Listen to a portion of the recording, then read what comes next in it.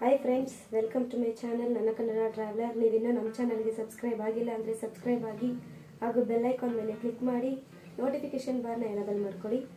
ನಾವಿವತ್ತು ಕರ್ನಾಟಕದ ಸುಪ್ರಸಿದ್ಧವಾದಂತಹ ಅರಮನೆ ನಗರಿಯಾದಂಥ ಮೈಸೂರಿಗೆ ಬಂದಿದ್ದೀವಿ.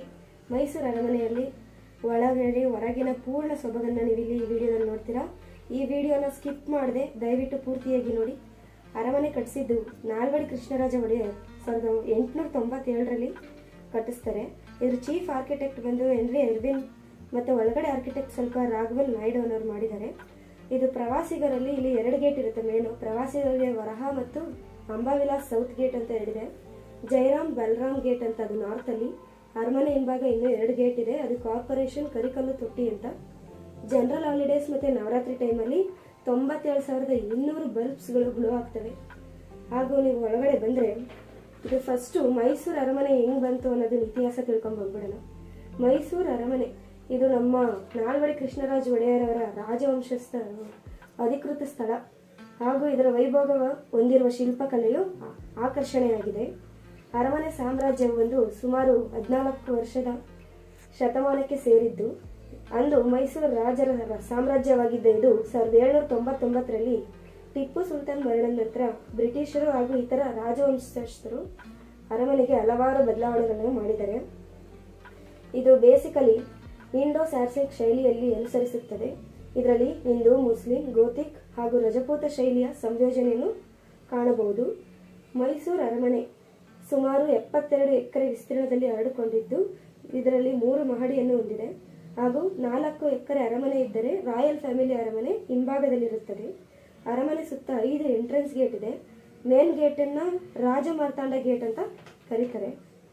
ಇನ್ನು ನಾವಿಲ್ಲಿ ದಸರಾ ಹಬ್ಬ ಫೇಮಸ್, ನಮ್ಮೆಲ್ರಿಗೂ ಗೊತ್ತಿರೋ ಹಾಗೆ ಇದು ಮೈಸೂರು ಅರಮನೆಯಲ್ಲಿ ನಡೆಯೋ ಫೇಮಸ್ ಹಬ್ಬ. ಪ್ರತಿ ವರ್ಷ ದಸರಾ ಹಬ್ಬದ ಟೈಮಲ್ಲಿ ಅರಮನೆಗೆ ವಿಭಿನ್ನ ಬಣ್ಣಗಳಲ್ಲಿ ಬೆಳಕು ಹೊತ್ತಿರುತ್ತೆ ಹಾಗೂ ಡಿಫ್ರೆಂಟ್ ಪ್ರೋಗ್ರಾಮ್ಸ್ ಎಲ್ಲ ಮಾಡ್ತಾ ಇರ್ತಾರೆ.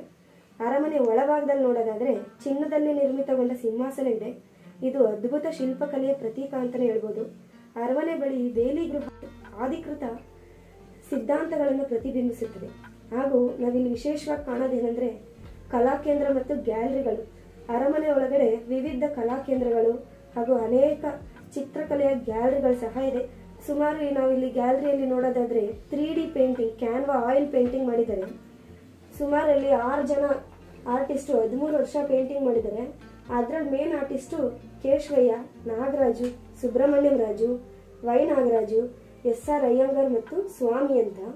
ಪ್ರತಿ ಬಾಗ್ಲ ಮೇಲೆ ನೀವು ಗಮನಿಸಬಹುದು ಗಜಲಕ್ಷ್ಮಿ ಚಿತ್ರನ ಕೆತ್ತಿದ್ದಾರೆ. ಹಾಗೂ ನೀವು ನೋಡೋದಾದ್ರೆ ಅಂಬವಿಲಾಸ ಈ ಅರಮನೆಯ ಪ್ರಮುಖ ಭಾಗ.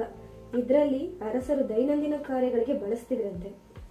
ಜೊತೆಗೆ ಇಲ್ಲಿ ನಾವು ಎಲಿಫೆಂಟ್ ಎಂಟ್ರೆನ್ಸ್ ಗೇಟ್ ಅಂತ ನೋಡ್ಬೋದು. ಈ ಗೇಟ್ ಮೇಲೆ ಸತ್ಯಮೇವ ದ್ವರಹಂ ಅಂತ ಸಂಸ್ಕೃತದಲ್ಲಿ ಬರೆದೈತೆ. ಅಂದ್ರೆ ನಾನು ಸತ್ಯವನ್ನು ಎತ್ತಿಡಿತೇನೆ ಅಂತ ಅರ್ಥ.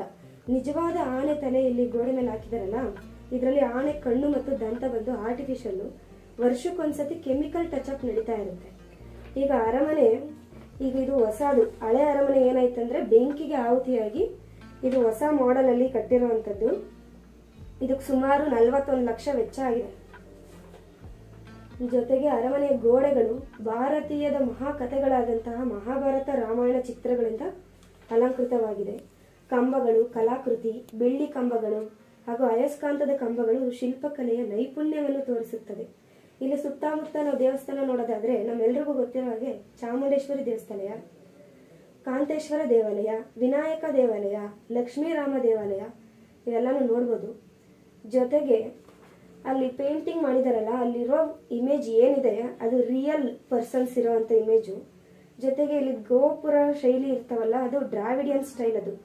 ಇದು ಈ ಗೋಪುರಗಳು ಬಂದು ಈ ಮೇನ್ ಅರಮನೆಗೆ ಶೃಂಗಾರ ಅಂತ ಹೇಳ್ಬೋದು. ಬಣ್ಣ ಹಾಗೂ ವಿವಿಧ ದೇವತೆಗಳ ಪ್ರತಿಮೆಗಳೊಂದಿಗೆ ಅಲಂಕರಿಸ್ತಾ ಇರೋಂಥ ಈ ನಮ್ಮ ಮೈಸೂರು ನೀವೆಲ್ಲರೂ ಒಮ್ಮೆ ಬಂದು ನೋಡ್ಬೇಕು.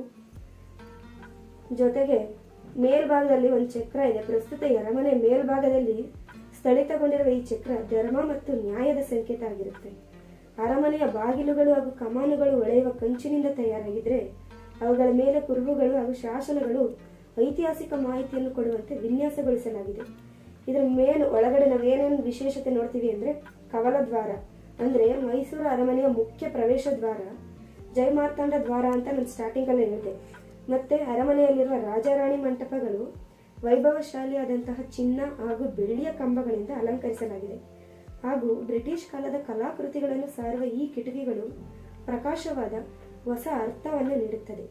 ಜೊತೆಗೆ ರಾಜ ದರ್ಬಾರಲ್ಲಿ ವಿವಿಧ ರಾಜರ ಹಾಗೂ ಮಹಾರಾಣಿಯರ ದೈವಿಕ ಚಿತ್ರಗಳನ್ನು ನಾವಿಲ್ಲಿ ಕಾಣಬಹುದು. 10 ದಿನ ದಸರಾ ಹಬ್ಬ ನಡೆಯುತ್ತೋ ನಮಗೆಲ್ಲ ಗೊತ್ತಿರೋ ಹಾಗೆ ಅದು ಪ್ರಪಂಚಾದ್ಯಂತ ನೂರಾರು ಪ್ರವಾಸಿಗಳನ್ನ ಆಕರ್ಷಿಸುವಲ್ಲಿ ಯಶಸ್ವಿಯಾಗಿದೆ. ಹಾಗೂ ಅರಮನೆ ಸಂರಕ್ಷಣೆ ಹಾಗೂ ನಿರ್ವಹಣೆಯ ದೃಷ್ಟಿಯಿಂದ ಇದು ಭಾರತೀಯ ವಾಸ್ತುಶಿಲ್ಪ ಹಾಗೂ ಕಲೆಗಳ ಮೂಲ ಬೋಧನೆಗಳನ್ನು ನೀಡುತ್ತದೆ.